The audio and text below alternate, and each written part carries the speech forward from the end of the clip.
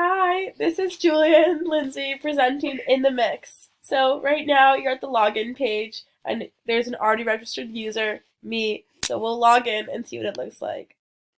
Ooh, your daily mix. Even though there are events registered, you have to respond or rate this event that you already attended. So it wasn't that fun of a party, so we'll go like with a kind of medium score. And now it's loading, and now you can see this other party that's been registered, and you can respond to that. So now you've responded.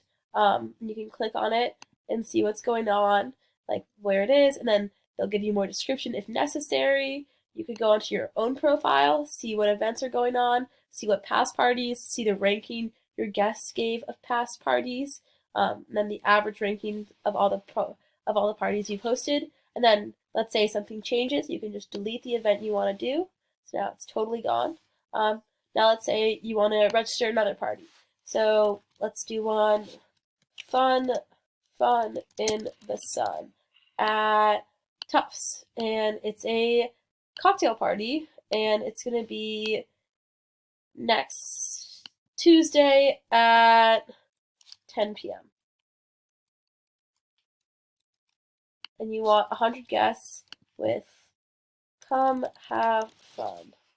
Now you've registered. It won't show up on your in the mix because you wouldn't it's your own party. But in the profile, you can see now fun in the sun at Tufts has been added. In addition, you can change your password. My current password is 1 2 3 4 5 6 7 8 9, and I'll do it to 10. So now 1 2 3 4 5 6 7 8 9 10. See, now password successfully changed. You can see if you want to update password. Now contact, just do your name, your email, and what's going on. So it's Julia. Not much. That should send one to us. Yeah, so that is our project. Thank you.